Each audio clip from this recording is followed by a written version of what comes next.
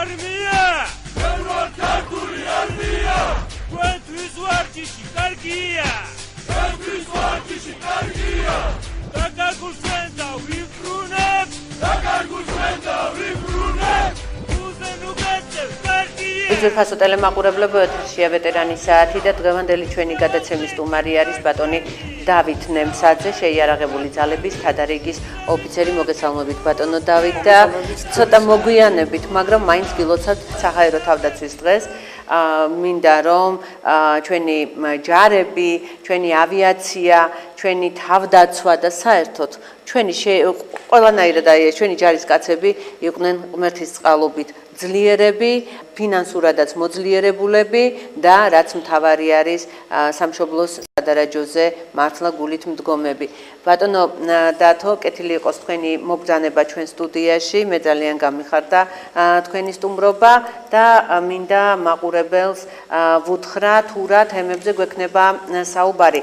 იმდენად ბევრ საკითხს შევეხეთ სტუდიაში შემოსვლამდე, რომ მე აღარც ვიცი უკვე საიდან დავიწყო. ამიტომ მოდით მოვყვეთ იმ პრობლემებზე, რა პრობლემებიც დგას დღეს შეიარაღებულ ძალებში და უფრო სწორედ სულ ცოტა ხნის წინათაც დაიწყო, როგორც გავიგე და როგორც მითხარით, ლევან იზორიას წყალებში ბატონობის პერიოდში, ხო? მაყურებელს მინდა ვუთხრა, რომ ბატონი დათო, გარდა იმისა, რომ შეიარაღებული ძალების თადარიგის ოფიცერი გახლავთ, ასევე არის არასამთავრობო ორგანიზაცია შეიარაღებული ძალების სამოქალაქო კონტროლის ჯგუფის ხელმძღვანელიც და მოკლედ ბატონი დათო ორივე მხრიდან ალბათ მოგვიყვება იმ ყველაფერზე თუ რა ხდება დღეს შეიარაღებულ ძალებში. მე მაინც მინდა რომ გავაცნო საკითხები, რომ მე თქვენ რომ დაიწყებთ საუბარს შიგადაში შეიძლება ჩაგერთოთ და ისე პრინციპში მოგანდობთ თქვენ ეთერს, რომ თქვენი საუბროთ პრობლემებზე და მე ნაკლებად ჩავერთო ხოლმე, ამიტომ წინასწარ ვიტყვი, დღეს ჩვენ შევეხებით, თუ კი რა თქმა უნდა, ქრონომეტრაჟით გათვალისწინებული დრო მოგცემს ამის საშუალებას, რომ ყველა იმ საკითხს შევეხოთ, რომელიც აქ გვაქვს ჩამოთვლილი, თუ არა და შემდეგ გადაცემაში განვაგრძობთ. შეიარაღებულ ძალებში მიმდინარე რეფორმაზე გვინდა ვისაუბროთ, რომელიც მე ასე ვთქვი, ბრჭყალებში მეთქი ბატონობის პერიოდში, მაგრამ რომელიც ბატონმა ლევან იზორიამ განახორციელა, როგორც ვიცი, როგორც ასე მე მაქვს ინფორმაცია კულუარულად თუ თქვათ სოცქსელში თუ ესა მედია საშუალებებით არის გავრცელებული და ასევე ჩვენ ხშირად სტუმრობდა ერთი პერიოდი სპეცსამსახურელი დავით იორამაშვილი, იგივე ზარბაზანა და ის ხშირად გვაწვდიდა ხოლმე საინტერესო ინფორმაციებს. მე ვიცი, რომ იქ იყო თითქოს არაგამჭირვალე პროცესი, ასეთი ინფორმაცია მაქვს და იყო ნეპოტიზმი არის ნეპოტიზმი, ასევე აი ეს პრემიები ეს უკვე გახმაურებული და საკმაოდ ხმაურიანი პრობლემა არის ჩვენი ქვეყნისთვის და თავდაცვის სისტემაში.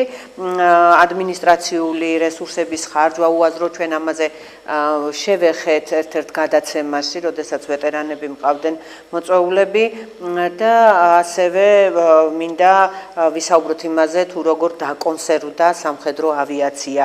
და აი ნუ რა ვიცი, ძალიან ბევრი პრობლემა არის, ასევე თუ მოვასწრებთ და შევეხებით თუ არა და ჩვენ შემდეგ გადაცემაში ვისაუბრებთ, ეს მინდა აგრესიული მოლაპარაკების ფინალსაც შევეხოთ და ასევე გეოპოლიტიკის მასშტაბით ეკოლოგიაზე, სირიულ მოვლენებზე ვისაუბროთ. მოკლედ იმდენი საკითხი ჩამოთვალე, საიდან დავიწყოთ არ ვიცი, მაგრამ მოდით დავიწყოთ იქიდან, რომ აი ის რეფორმა, რა რეფორმაც შეიარაღებულ ძალებში განხორციელდა და იყო თუ არა ეს მართლა ეს რეფორმა და რატომ არ იყო გამჭირვალე, თუ კი მართლა არ იყო გამჭირვალე. უპირველესად მინდა მადლობა მოგახსენოთ ჩემი ეთერში მოწვევისათვის.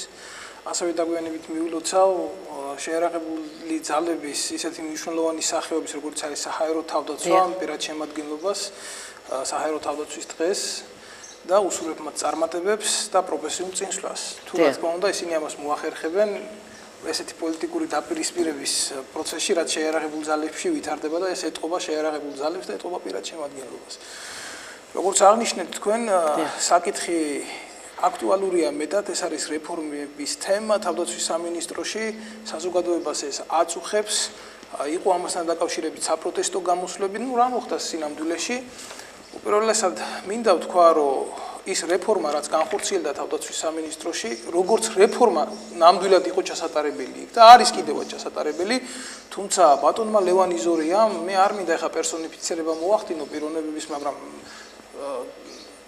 სამწუხაროდ ეს ბატონი ყავს დღეს მინისტრად რომელმაც გადაწყვიტა რომ გააგრძელოს მათი წინამორბედების ავისაქმიანობა შეიარაღებულ ძალებში როგორც იყო თქვა ქალბატონი ხიდაშელი რომელმაც მისი თანაპარტიელის ლევან ბერძენიშვილის რძლის გულისთვის შექმნა თავდაცვის სამინისტროში დეპარტამენტი ცალკე სადაც დაასაქმა ეს ქალბატონი ეს ყველამ კარგად იცის როგორი იყო და ანალოგიური განახორციელა ბატონმა ლევან იზორიამ ფაქტიურად მისი კუთხის სოფლელი ბიჭები ჩამოიყვანა და დაასაქმა თავდაცვის სამინისტროში და სამწუხაროდ ეს იყო მხოლოდ და მხოლოდ კრიტერიუმი იმისა რომ ამ ხალხს ემუშავათ ისეთ უწყებებში როგორც არის თავდაცვის სამინისტროში მაკონტროლებელი უწყებები როგორც არის სამხედრო პოლიცია როგორც არის გენერალური ინსპექცია იქ მისი მეგობრები მიიყვანა როგორც არის ბატონი ბაძაღუა რომლებიც შემდეგ შეუდგნენ ამ სახელმწიფო ქონების შეჭმას დამტვრევას განადგურებას ამაზე პროკურატურაშიც არის ყველაფერი შესული და აი მათმა გადაწყვიტეს ქვეშელონებში კიდე მოიყვანონ მისი სიძეები ახლობლები ბიძაშვილები და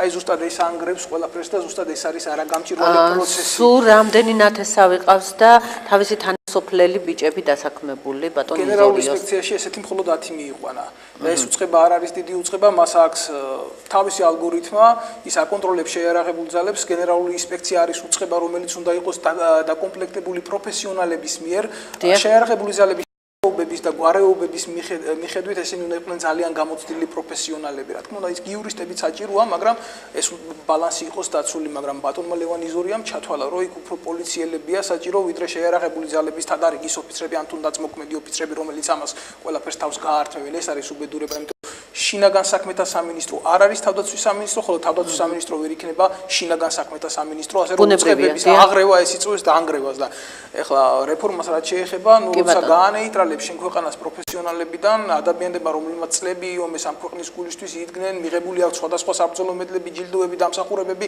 და იმათ მაგივრად მოგყავს მე უკაცრავად აი ამ სიტყვას ვახსენებ ცხვირ მოუხოცავი ლაწირაკები რომლებიც ვერ ერკვევიან და საერთოდ საქმეში ვერ ერკვევიან და ნებისმიერი ფორს-მაჟორული ვითარების დროს დაღუპავენ არა მარტო საკუთარ თავს არამედ საკუთარ ამოცანას რომელიც მათ ჩაბარდა ქვეყნის წინაშე და დავალებას აი ესეთი ადამიანებიდან არაფერი ღირებული არ იქნება ვიტყოდი ამას ამიტომ იყო პროცესი არაგამჭირვალე სასურველი იყო და აუცილებელი იყო რომ კონტროლი აი ამ რეფორმაზე მომხდარიყო თუმცა რეფორმა არ განხორციელდა კონსტიტუციურად ვიტყვი რეფორმის პროცესს რა თქმა უნდა გეგმას წარადგენს ბატონი გენერალური შტაბის უფროსი გარკვეული თათბირების შემდეგ ეს პარლამენტში განიხილება შემდეგ მიდის პრეზიდენტთან პრეზიდენტი ამას მოიწვევს უშიშროების საბჭოს და იხილება იქ და შეტანილი დირექტივებით იგზავნება უკვე თავდაცვის სამინისტროში და აი ამ სუბორდინაციული რუტინის აღრევა მოახდინეს და საერთოდ არავის არაფერი არ შეეკითხნენ ისე რომ თითქოს პროცესია შექმნილი მე დღეს მოვედი თავდაცვის სამინისტროში მე დღეს უნდა შევჭამო წავალ ხვალ რა იქნება მე არ მაინტერესებს ფაქტიურად ხიდაშელისგან იზორიას უწყება არ გადაუბარებია ვიღაცას გული მოუვიდა რაღაცა წავიდა და ეს იურიდიული ფაქტორი დაიკარგა ქალბატონი თინას რაც შეეხება ქალბატონ თინას როგორი პოლიტიკოსიც იყო ის ყველა მონახეთ და როგორი იურისტიც იყო ეს მაშინ დამტკიცდა როდესაც მან კონსტიტუციის 101 მუხლი ანუ უარი უთხრა ქვეყნის ახალგაზრდა თაობა შეიარაღებულ ძალებში ჩარიცხულიყვნენ ეს იყო ზუსტად უბედურება აქ არის კანონისარმორჩილებაშია პრობლემა. მადლობთ. ბატონო დათო, მე მაინტერესებს ახლა თქვენ როგორც არასამთავრობოს წარმომადგენელი მესაუბრებით თუ იმ სისტემის თანამშრომელი, რომელ სისტემაშიაც თქვენ იმყოფებით, ანუ შეიარაღებულ ძალებში ხართ თქვენ, ხო? ძალების თადარიგის ოფიცერი. კი ბატონო და აი რომელი პოზიციიდან მესაუბრებით და მე მაინტერესებს რამდენი პროფესიონალი კადრი დარჩა თუ დარჩა საერთოდ აი ამ სისტემაში. აგიხსნით ამ წუთას. პირველ რიგში მე ვარ შეიარაღებული ძალების ოფიცერი და ეს არის ჩემთვის ძალიან დიდი თადარიგის ოფიცერი ვარ და ეს არის ჩემთვის დიდი სიამაყე და მე ამ რანგს ვერავინ ვერ წამართმევს თუ რა თქმა უნდა სასამართლო ამას არ გადაწყვეტს რომ ეს რანგი არ მქონდეს.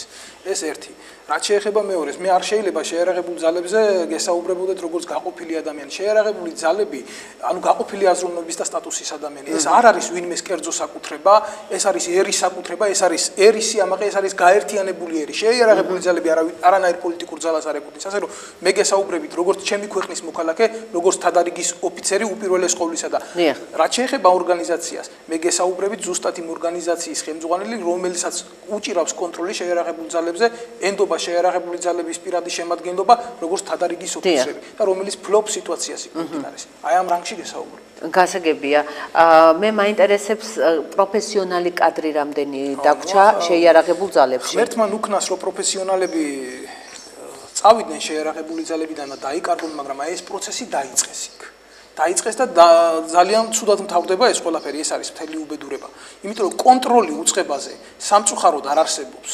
სამწუხაროდ შეიარაღებული ძალები ყველას გონია რაღაც ჯორჯ ორუელისეული ფერმა ფარდული, რომელზეც ვისაც როგორ უნდა ისე მიაწერს კანონს და წაიკითხავს. დარჩნენ იქ პროფესიონალები, არა მარტო იქ, სხვადასხვა მაკონტროლებელ უწყებებშიც დარჩნენ ეს პროფესიონალები, მაგრამ რა ხდება, იცით, წარმოქმნილია ტერორი, აზრის ტერორი. ეს არის მთელი უბედურება, იმიტომ რომ ადამიანს ეშინია თქვა კანონის ფარგლებში დაიცვა საკუთარი უფლება, თქვას თავისი სიტყვა. აი ეს სინდრომი შეიქმნა და ეს სისტემური პრობლემაა და არა კერძო პრობლემაა ვინმესი და დღეს თუ შენ ეს არ თქვი, დღეს თუ შენ არ დაიწვი ამ საქმის გულისთვის, ხვალ თუ შენ არ დაიწვი, საბოლოო ჯამში დაიწვება საერთოდ ქვეყნის უსაფრთხოება. შეიარაღებულ ძალებს აკონტროლებს როგორც სახელმწიფო უსაფრთხოების სამსახურები, ისე საპარლამენტო კონტროლი ხორციელდება. ვინ აკეთებს ოპერატიულ მომსახურებობას შეიარაღებულ ძალებზე? ეს ეკუთვნის სახელმწიფო უსაფრთხოების სამსახურებს, კონკრეტულად კონტრდაზვერის დეპარტამენტს, ხო? მე პირადად აი ვიტყვი იმას, რომ აი ეს სამანდატო კომისიები, რომელიც არის ტიპიური ტროიკა წარმოშობილი შეიარაღებულ ძალებში, ანუ მეთაურს ვისაც უნდა გააგდებს, ვისაც უნდა მიიღებს, ამას ფორმალობას გაუკეთებს და რატიფიკაციას მისცემენ ზევით შემდეგ გენერალურ შტაბში. თუ როგორც ხდება ამ სიტყვის ახლა ზუსტი დათვირთვით არ გამოვიყენებ, მაგრამ გადატანით მნიშვნელობით, ხო? შემოდის ეს კონდაზვერის ოფიცერი, მე ვლაპარაკობ კონკრეტულად შეიარაღებისა და ტექნიკის ბაზაზე, სანამ შევა სამანდატო კომისიაზე, მანამდე ეჩურჩულება მეთაურს კურსში, მიიღებენ გადაწყვეტილებას, შემოვა ამ ტროიკის პროცესში, ზის იქ ძალიან ძიმე სახით, არასახელებს თავის სახელს, არასახელებს თავის გვარს და ამ დროს ყველა კედელზე წერია, ვინ ემსახურება ამ ბაზას. ეს დაახლოებით იქნება 32 წლის პატარა ბიჭუნა, რომელსაც არა აქვს არანაირი გამოცდილება. იცით რა ხდება ქალბატონო? მიზან მიმართულად დაინგრა ქვეყანაში უსაფრთხოების სამსახურები. ეს გააკეთა პირველ რიგში სააკაშვილმა. დაშალა უშიშროების სკოლა. განეიტრალდა პროფესიონალები, არ ხდებოდა კადრების მომზადება და თუ ვინმეს გონია, რომ უსაფრთხოების თანამშრომლები რაღაცა კურსების გატარების შემდეგ, რომლის დასრულების დროსაც მისცემენ ლამაზ ფერად ფურცელს, რომ რაღაც კურსები გაიარა დაზვერვის ან კონდაზვერვის, ხო? ეს ასე არ ხდება. ოპერატიული თანამშრომლების და პროფესიონალების და მზვერავების გაზრდას უნდა წლები და ეს ძალიან რთული პროცესია და ყველაფერი ახლა ეთერში აქ არ ითქმის. როგორც კი ეს პროცესი დასრულდა ქვეყანაში, ანალოგიურად აკეთებს ბატონი ლევან იზორია იმ იდეით, რასაც აკეთებდა ბატონი სააკაშვილი, ოღონ ამას აკეთებს შეიარაღებულ ძალებში, ოღონ ის კლავს არა უსაფრთხოების სკოლას, რაზეც აქვს ხელწოდომა, ესა ავიაციის მიმართულება.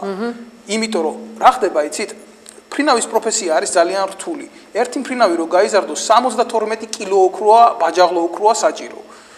დააკონსერვა სამხედრო ავიაცია, ჩათვალო რო სულ 25-ები მოიარიში ავიაცია, მას არ ჭირდება, ნუ ეთყობა საფრენი ზოლი არ ყოფნის თუ არა, იმასაც პირად საკუთრებაში გამოიყენებდა, სადმე გაფრენილიყო და დაფრენილიყო, უკაცრავად ესეთი ირონიისთვის, მაგრამ მე ვეთყვი ბატონ ლევან იზორიას, რომ აი ეს მრჩევლები ვინც აყავს გენშტაბში, ეთყობა ისინი ვერ ერკვევიან თავის საქმეში კარგად და მათი განათლება არ არის საკმარისწორი. ავიაციის ეფექტურობა ნებისმიერი საბრძოლო მოქმედების დროს დიდია, მას შეუძლია მოახდინოს საცეცხლე მხარდაჭერა როგორც ქვეითის, მექანიზირებული ქვეითის, მოახდინოს ფორტიფიკაციული ნაგებობების დაბომბვა მიუდგეს ისეთ მიუდგომელ ადგილებში, სადაც ქვეითი ვერ მივა და არ განვავრცობ ამ პროცესს.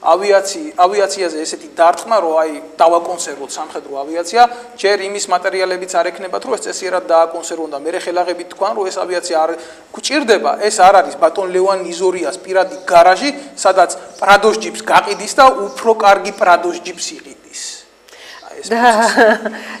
ძალიან საინტერესოდ საუბრობთ და ძალიან ბევრი კითხვა წამოვიდა.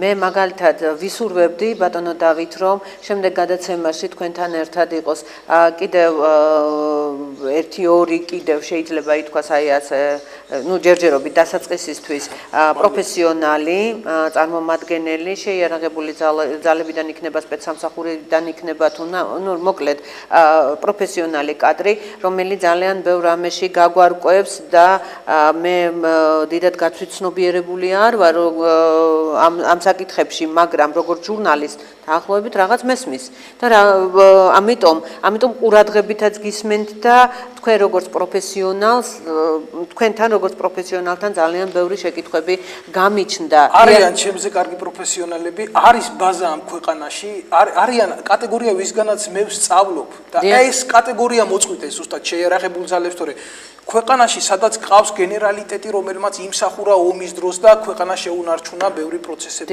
და ტერიტორია. რომელ ომს გულისხმობთ? აფხაზეთის ომს გულისხმობ ცხინვალის ომს თავის დროზე, აი ამას თავის დროზე და არა 2008 წლის მოვლენები დღეს არის შეუფასებელი, ჩვენ არ დაგვიდებს მაგიდაზე ის რისკების და გამოწვევების საფრთხეები, რაზეც უნდა განვითარდეს შეიარაღებული ძალები. გვაქვს რაღაც მოცემულობა, იმის მიხედვით არ ვითვარდებით, საფრთხეებს არ ვგრძნობთ.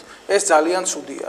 იმიტომ რომ თუ ჩვენ ვიტყვით რომ დღეს შეიარაღებული ძალები ძვირიღირს თავისუფლებას და თუ გვინდა სუვერენიტეტი, თუ გვინდა დამოუკიდებლობა, მაშინ ჩვენ ამ სიძვირის გადახვდა უნდა შევძლოთ.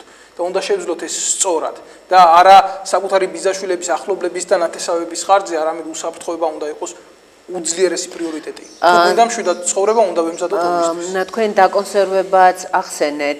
მე მაინტერესებს ბაზა, ადგილი, სად არის დაკონსერვებული აი ეს სამხედრო ტექნიკა, თუ არის არსებობს მომენტი რისი თქმაც შეიძლება არსებობს რისი საუბარიც არ შეიძლება მე უბრალოდ არ მინდა ამაზე საუბარი მე უბრალოდ ვეყრდნობ იმ საჯარო განცხადებებს რასაც ბატონი ლევან იზორია საუბრობს და ეს შეგიძლიათ ნებისმიერ ქსელში და ნებისმიერ სივრცეში ეს მოიძიოთ თქვენ და მე მინდა კიდევ დამატებით აღვნიშნო რომ თუ დროზე არ მოხდება ბატონი ლევან იზორიას თავხედობის გაკონტროლება, თუ მასზე საპარლამენტო კონტროლი არ მოხდება, მექანიზმები არ შეიქმნება ამისი სწორი კონტროლის და არ დააყენებენ მას იმ პოზიციაში, რომ არ მისცემს კანონი აი ესეთი თავხედობის საშუალებას, თუ არ შეიცვლება ეს ყველაფერი. მივალთ იმ დონემდე, რომ ღირებულებები დაიკარგება და სამოქალაქო სექტორში ჩადებული ბომბი, რომელიც არის შეუცვლის ფსიქიკას მოსახლეობას, რაც გააკეთა ეგრეთ წოდებულმა ორგანიზაცია გირჩმა, რომ გამოვიდა და საერთოდ მოუწოდა მოსახლეობას, რომ აი ამ იდეით წადით და არ იმსახუროთ შეიარაღებულ ძალებში. კანონშია შეიძლება ხარვეზი, შეიძლება კანონის აღსრულებაშია ხარვეზი. ამაზე უნდა ვიმსჯელოთ, ეს ჩვენი ვალდებულებაა. კიდევ ერთხელ ყველაფერში ბატონ ლევან იზორიას ვერ დავადანაშაულებ. ის რო ის ასესთია, არის ესეთი ლათინური გამოთქმა, ჩიტი ჭიკ-ჭიკით გამოიცნობა, მაგრამ საზოგადოების ხმა არის ღმერთის ხმა, ასევე ლათინური გამოთქმა და საზოგადოება არ უნდა განეიტრალდეს აქედან. თუ რა თქმა უნდა მშვიდად.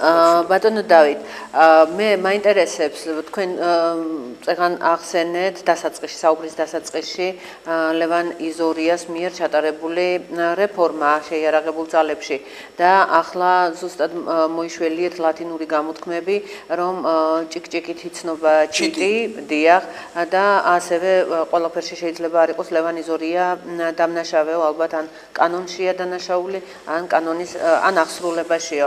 მე გეთანხმებით, იმიტომ რომ ახლა პერსონიფიცირება ცოტა უხერხულია, მაშინ როდესაც აქ ადამიანი არ იმყოფება, ის ადამიანი ვისაც საუბრობს, მაგრამ ჩვენ დიახ,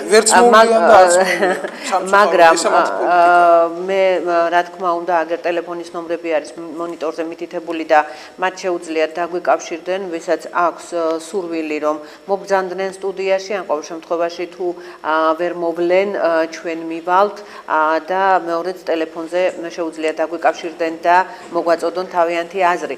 მაგრამ მე ის მაინტერესებს, ადამიანი, რომელმაც უკვე და ეს მე კი არ საუბრობ ამაზე, საუბრობ საზოგადოება, საუბრობენ ის პროფესიონალი კადრები, თავდაცვის სისტემის წარმომადგენლები, რომ დაინგრა თავდაცვა და პროფესიონალი კადრები პრინციპში ძალიან შემცირდა 100%-დან შეიძლება ითქვას, რომ 80% არაპროფესიონალი კადრია და უпроსოდ 80% ხო არაპროფესიონალებისა გაუშვეს და აქა-იქა დარჩნენ პროფესიონალები. ეს ძალიან სამწუხაროა, მაშინ როდესაც საქართველო უკვე აშკარად საქართველოს ტერიტორიები მცირდება და საქართველოს აღარც საზღვრისპირა ადგილებში ყავს საზღვრები არა აქვს დაცული და პრინციპში საზღვარი აღარც გვაქვს. ალბათ საზღვრების თემასაც უნდა შევეხოთ, როგორც დაცარიელდა და მიტოვებული არის საზღვრები და აი ასე უნებართვოთ და სურვილისამებრ ამცირებენ ჩვენ საზღვრებს, რომელზედაც მე მგონი საერთოდ არ არის საზღვარი გავლებული. საერთოდ აღარ არის. დემარკაციის პრობლემა გვაქვს საერთოდ ყველა მეზობელთან და ეს არის ფაქტი, მიუხედავად იმისა, რომ ესენი იძახოდნენ, რომ თურქეთთანაც კი დემარკირებულია კარგად საზღვარი, ეს აღმოჩნდა, ესე არ იყო. დინარის პრობლემა წარმოიქმნა და იძახიან აქეთ გადავარდა მდინარის კალაპოტი, იქეთ გადავარდა. მე ვსვამ კითხვას. ხვალ შეიძლება ის მდინარე საერთოდ დაშრეს. დიახ. შემდეგ სად მიდიან? ხო, აი საინტერესოა შემდეგ სად მიდიან და სად მიდიან და გეტყვით, იმიტომ რომ ჩვენ გვაქვს საერთოდ უსაფრთხოების სერიოზული პრობლემა ქვეყანაში, ჩვენი ქვეყანა ექვემდებარება ჰიბრიდულ საფრთხეებს, სადაც არ ხდება ცეცხლით გამოწვევა ამ პრობლემებისა და ამაზე უნდა ვიფიქროთ, ეს არის იდეოლოგიური ომი, ეს არის საინფორმაციო ომი, ეს არის ფსიქოლოგიური ომი, ეს ასოციალური ომი, ეს ეკონომიკური ომი. ჩვენ უნდა დავფიქრდეთ და უსაფრთხოების სამსახურები უნდა დაფიქრდნენ იმაზე, რატომ ჭირდებათ გარკვეულ მიმართულებებზე, მათი სკოლების, მათი სერიალების, აი ესე გავრცობა და საზოგადოებრივი ფსიქიკაზე მოქმედება. ყველაფერი არის წარმოუშვები აქედან. თუ საზოგადოებას არ ექმნება პროტესტი, ერთზე, მეორეზე, მესამეზე, თუ გინდ რელიგიურ მომენტებზე, ეს ყველაზე მძიმე იარაღია ჰიბრიდული ომის და ჰიბრიდული ომი ზუსტად წარმოადგენს ქაოსის შექმნის ელემენტს და იმ ქაოსში უკვე უცხო ქვეყნის დაზვერვა ნახულობს საკუთარ სარგებელს შენი ქვეყნის საწინააღმდეგოდ და თუ საზოგადოებას არ ექნება თვითონ პრობლემა, უკვე შესაძლებელი იქნება ანარქიაში ყველაფერი. თქვენ ამ წუთას გულისხმობთ ისლამისტურ სახელმწიფოს შექმნას, ხო, ეგრეთ წოდებული ისლამისტური სახელმწიფო შექმნასაც და ისლამისტური სახელმწიფო სხვა მიმართულებაა, თუმცა ეს ასიმეტრიულ ომებში შედის, მაგრამ მე ვგულისხმობ ზუსტად იმას, რომ ქვეყნის ტერიტორიაზე არსებობს ბევრი უცხო ქვეყნის სკოლები, ბევრი არასამთავრობო ორგანიზაციები, ბევრი ასოციაციები, რომლის წარმოშობაც ბოლომდე გარკვეული არაა და მათი ინტერესები ბოლომდე არ არის დადებული, ვინ რა არიან და რას წარმოადგენენ. ეცეთ ჩვენ ახლა ცოტა გადავუხვიეთ თემას, მე სხვა კითხვა მინდოდა დამისვა, მაგრამ ეს საკმაოდ საინტერესო საკითხი შევეხეთ და პრობლემას. მე მახსენდება, რომ წლების წინათ 1999 წლიდან სხვათა შორის ვწერდი დემირელის კოლეჯთან დაკავშირებით. აი მე მინდოდა წვრთნებზეც მესაუბრა და აი ეს რაზედაც წამოვიწყე საუბარი და მე ცოტა გადავუხვიეთ თემას, თუმცა კიდევ მეორე საკმაოდ საინტერესო პრობლემებს ვეხებით. მე მაინტერესებს ვინ მფარველობს, ვინ არის მფარველი, იგივე ლევან იზორიასი, რომელმაც ადგადა შესაძლო არის აი ასე თუ შეიძლება ითქვას, თვითნებურად ჩაატარა რეფორმა ისე, როგორც მას უნდოდა. არის ვინმეს მფარველობის ქვეშ თუ თვითონ აკეთებს თვითნებურად იმას, რაც თვითონ უნდა რეფორმას, დაკონსერვებას, არაკონტროლირებად და ქაოტურ სიტუაციებს და ასე შემდეგ. მე პირდაპირ პასუხი ამაზე არ მექნება, მაგრამ მფარველი არის ის, ვინც წარმოქმნა ანარქია შეერაღებულ ძალებში, არა მარტო, არამედ საერთოდ ძალოვან უწყებებში და ეს არ დაწყებულა ამ მთავრობის ხელში. ეს საერთოდ სააკაშვილის დროიდან მოდის. როდესაც უსაფრთხოების სამსახურები ქვეყანაში მიზანმიმართულად დაანგრიეს და იქ არიან პროფესიონალები, იქ არიან ეროვნული ბიჭები, იქ არიან ნამდვილი გულით ანთებული ხალხი, მაგრამ მათი ყოფნა არ ყოფნა ეს ბევრს არაფერს არ წყვეტს, იმიტომ რომ მიმართულება საერთოდ არ უნდა იყოს მათ სიტყვის თქმის უფლება არ აქვს. არა, ისინი ამბობენ კიდევაც და იტყვიან კიდევაც და ბევრჯერ იტყვიან, მაგრამ გადაწყვეტილებებს ვინც ღებულობს ამასთან დაკავშირებით, აი ეს არის თვითონ ესე აწონვადი საკითხი რა, ვინ ღებულობს და ვინ არ ღებულობს. იქნებ ღებულობს ისეთი პირი ძალოვან უწყებებთან დაკავშირებით გადაწყვეტილებებს, ვისაც საერთოდ ეს ყველაფერი არ ესმის და ფაქტია, რომ არ ესმის. ბატონ ჩაჩიბაიას, ბატონ იზორიას, ნუ ახლა იზორია არის ბატონი პიროვნება, რომელმაც მისი მეგობრის გენერალ მაიორის წოდების მინიჭება მოითხოვა ქალბატონის, რომელიც არის სამოქალაქო ოფისში. მისი მოადგილე, ესეთი პიროვნება არის გვარი დამავიწყდა ახლა ლელა ჩიქოვანი. სამოქალაქო ოფისში ზის, სამოქალაქო პირია, არის პოლკოვნიკი წოდებით და უცებ მოითხოვა რომ მას მიენიჭონ გენერალ მაიორი. ჯერ ერთი ავიწყდება ის რომ სუბორდინაციულად მას ეს წოდება არ ეკუთვნის და მეორე სანამ გენერალ მაიორს მიიღებდეს პერსონა მანამდე არის არმიაში წოდება ბრიგადის გენერალი და პოლკოვნიკიდან ესეთი გადახტომა უმაღლეს რანგში არ ხდება და საერთოდ ბატონი ლევან იზორი არის შეურაცხყოფა საქართველოს შეერაღებული ძალებისთვის უკვე თავისი ქმედებებით. თქვენ შეგიძლიათ რომ ეს თქვათ თქვენ უკვე განაცხადეთ, მაგრამ ანუ არ გეშინიათ ამ სიტყვების ასეთ ამბავად არანაირად არ მეშინია, იმიტომ რომ შესაძაც შეერაღებულ ძალებში ინგრევა საბრძოლო სულისკვეთება ამცირებენ ბრიგადის საშტატო ერთეულს როგორ ეხება ლევანი ზორია რა უფლებით ეხება ეს ხო პოლიცია არ არის დიდ პატივს უცემ პოლიციელებს მათაც მიულოცავ რამოდენიმე დღის წინ წასულ დღეს მაგრამ ესე არ არის პოლიციის ოფიცერი იზრდება სხვა ფსიქიკით უშიშროების პოლიციელი ოფიცერი იზრდება სხვა ფსიქიკით შეერაღებული ძალების ოფიცერი იზრდება სხვა ფსიქიკით სხვა მორალით სხვა ამოცანით ამას უნდა აწონვა და ამას უნდა კარგი დაფიქრება და იმ მიმართულებებზე, რასაც ქვია ავიაციის, დამხმელი ავიაციის გაუქმება, ბრიგადების საბრძოლო სულისკვეთების შემცირება, პოლიციური აზროვნების და პირდაპირ ვიტყვი რა, ზედმეტი კონსპირაციაა შეიარაღებულ ძალებში და პატრიოტიზმის დეფიციტი. სამწუხაროდ ამის თქმა მიწევს. ბატონო დათო, რატო არ მოდიან ახალგაზრდები ჯარში? რისი ეშინიათ? მე 1-2 დღის წინათ საზოგადოებრივი ტრანსპორტით ვიმგზავრე, ხანდახან მაქვს ხოლმე, ახლა მეფე გიორგის არ იყოს, ახლა სხვას არ შევადარებ ჩემ თავს, ძალიან მინდა რომ მეფე გიორგი შევადარო, რომელიც აი ასე გლეხის ტანსაცმელში გადაცმული იგებდა ხოლმე პრობლემებს, მოსახლეობის პრობლემებს და მის შესახებაც და ასე შემდეგ და ხანდახან მეც მაქვს ხოლმე ასეთი გასვლები იმიტომ რომ მაინტერესებს საზოგადოებრივ ტრანსპორტში ძალიან ბევრი ინფორმაციას იღებ ადამიანი.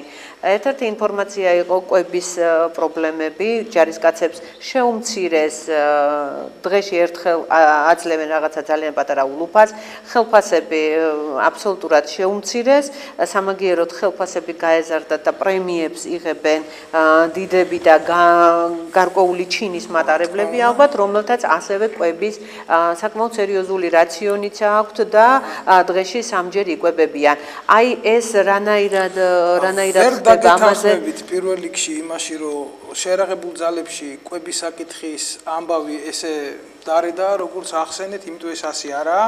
საკმაოდ მაძღრები არიან, შემიძლია გითხრათ. არა, მე ვიძახი ჩვენ ჯარისკაცებს უბრალოდ დაუხედავია. რა თქმა უნდა, იქ თავხედობას აქვს ადგილი და ყოველთვის ქონდა კვების მიმართულებით ადგილი. საჭმლის დაკლებაც შეიძლება მოხდეს, მაგრამ ეს არ მოხდება ესე მასიურად. ჯარს არშია, ეს არ იქნება სწორი.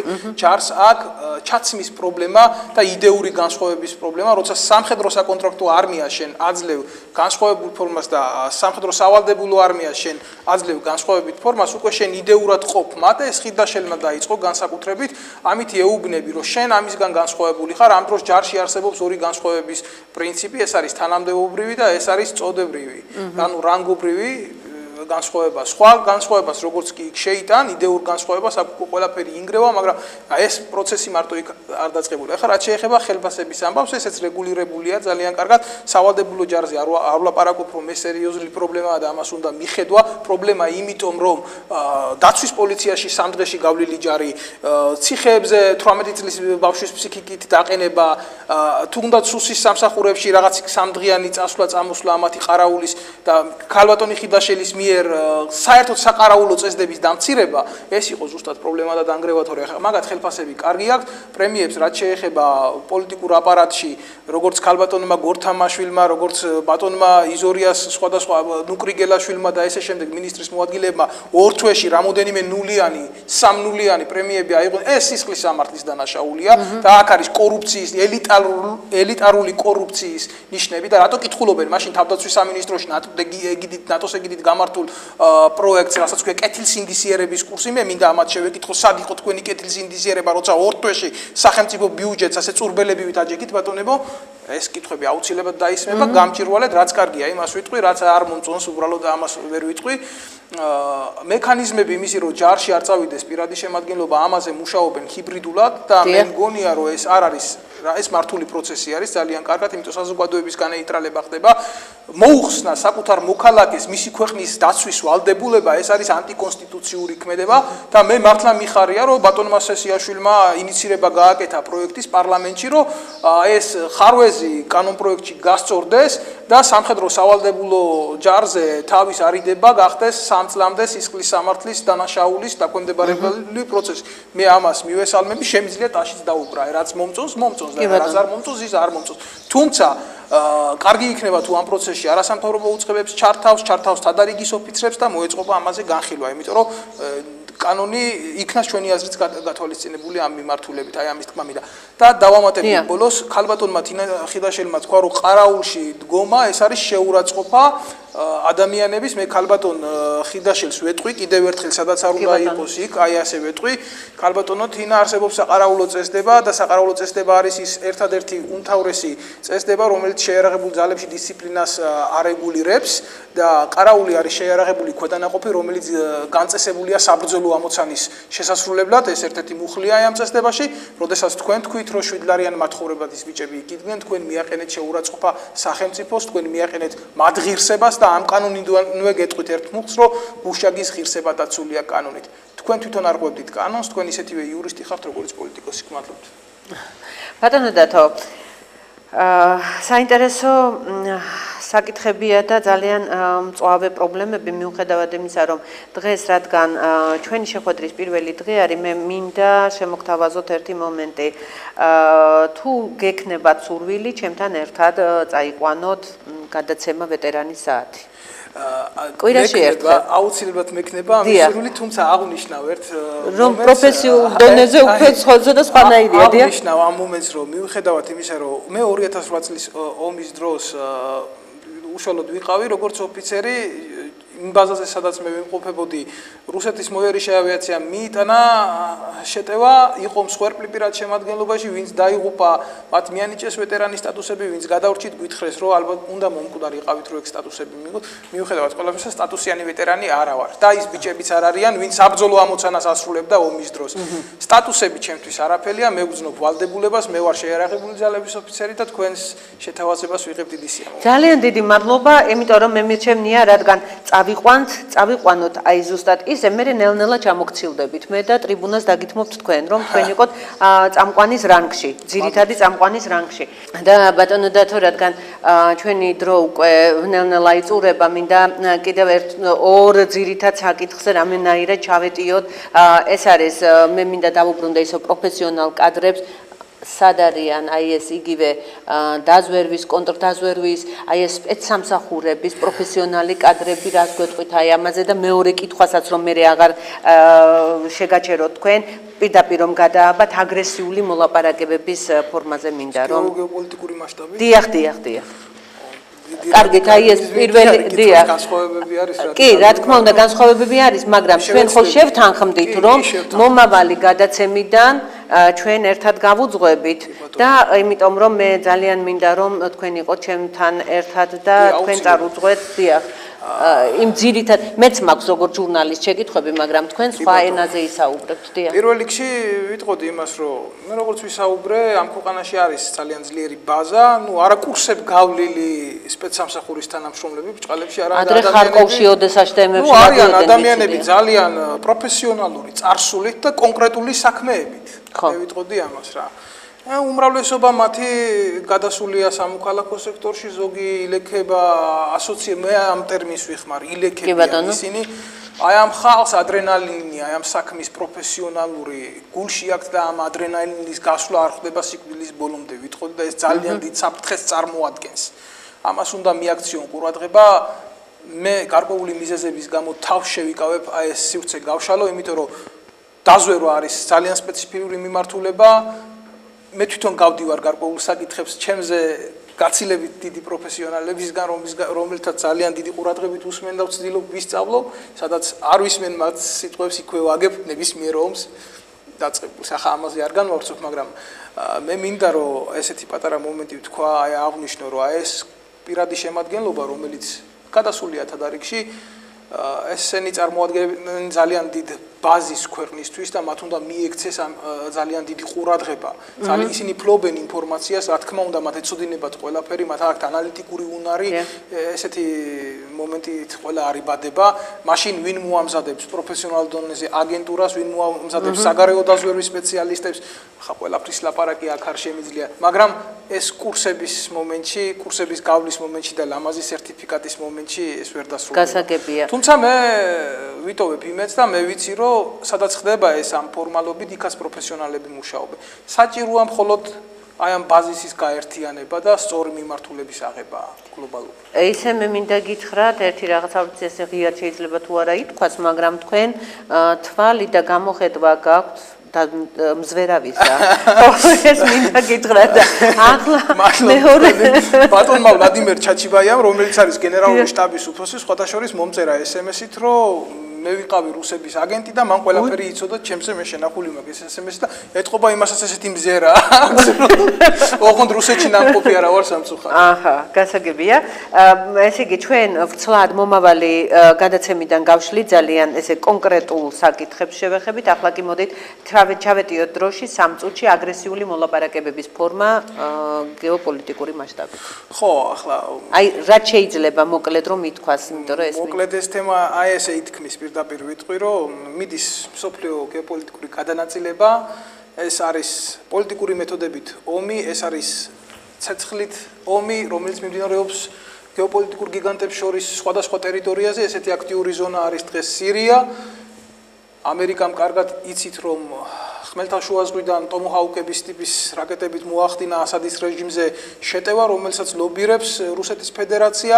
საპირწონედ ამისა მოხდა მაღალი დონის საჰაერო თავდაცვის იარაღის C-400-ის შეტანა, რომელსაც ანალოგი არ აყავს მსოფლიოში. ირანში, ჰამადანის აეროპორტზე და უფრო მეჰრიმში განთავსდა რუსული კოსმიური ავიაცია და შემდეგ გუშინდელი მოვლენებს ვიტყვი, ეს არის ერთი სიგმა, ერთი ნატეხი იმ დიდი მოზაიკიდან.